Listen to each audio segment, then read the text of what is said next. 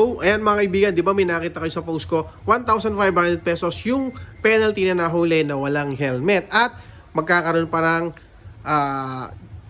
penalty and fair day kung sakasakaling mahuli kayo sa mga LGU. So, yung isa nga nakita natin is umabot ng 44,000 yung kanyang violation kasi nga 569 days hindi niya natubos yung kanyang violation. Ngayon, eto mga kaibigan, meron tayong mga helmet dito sa Helmet House, Cabuyao Branch, Santa Rosa Branch, at syempre sa Rosario, Batangas, marami tayong helmet na bagong dating. Ito mga Geely helmet na yan, papakita ko sa inyo.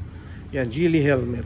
Merong, kung gusto mo classic, kung gusto mo full face, ayan, may mga iba't ibang kulay, may puti, may matte black, may violet, ayan, may pink, syempre sa mga OVR na magaganda natin, ayan, okay.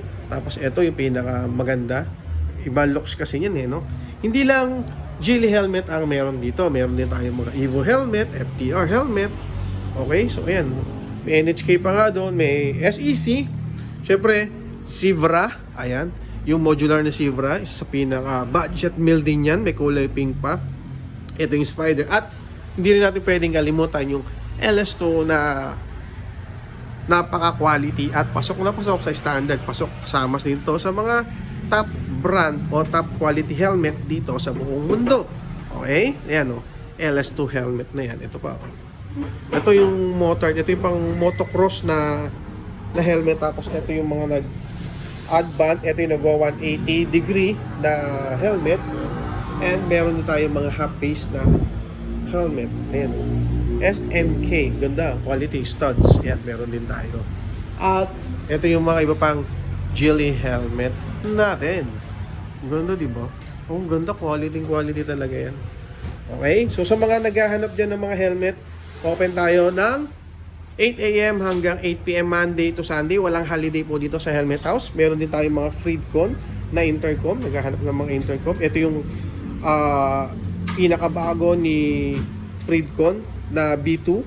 Okay. So pwedeng mag-talk, pwedeng mag-music, magkasabay kayo ng yung OVR. Yan. Diba, ang gaganda ng mga helmet natin ngayon dito. Meron din syempre tayong mga padded jacket. Ito yung mga padded jacket na Komini. Ayan, branded to, tsaka original to mga kaibigan natin. So, kayo na tumingin kung ano yung ibig sabihin kung original. Ayan. Diba?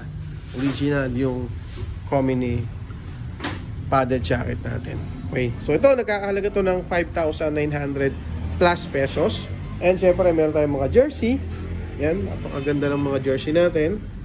Okay. And yung mga elbow knee pad, kasama pa rin natin dyan. Bracket, hindi mo wala yung bracket. Mga top box syempre. Ayan yung mga top box natin. Okay. So, pwede na kayo magpunta dito. Pwede na kayo pumasyal dito sa Helmet House. Ulit ko, open to ng Monday to Sunday. Okay. 8 AM hanggang 8 PM. No holiday, no break time. Okay. Ayan, so i-entertain kayo. Kung wala kayong cash, pwede naman kayong mag-installment through Home Credit, tsaka mga Skyro, and ano pa, marami pang iba na po. Pwede tayong mag-installment. Okay? So ayan mga kaibigan natin, pasyal lang kayo dito sa Helmet House. Location nga pala ito, tapat lamang to ng Nestle Philippines dito sa Cabuyao, Laguna. Doon sa Santa Rosa, sa ano naman natin, sa Rosario, Batangas, malapit lang to sa Motor Trade or Motor Central, doon lamang yan dyan sa Rosario, Batangas. At sa ating Santa Rosa, nasa National Highway lang po yan. Malapit lang po doon sa may shop ni Ekamating at papuntang Meralco, Philippines, dyan sa Santa Rosa, Laguna. Okay, ganun din. Pare-pareho lang po ang open yan. Open lang to din ng nagbubukas pa rin yan ng 8 AM hanggang 8 PM. No holiday, no break time. Okay, so yun mga ibigan, punta na kayo, pasya na kayo dito sa Helmet House. Maraming salamat. Bye. Thank you.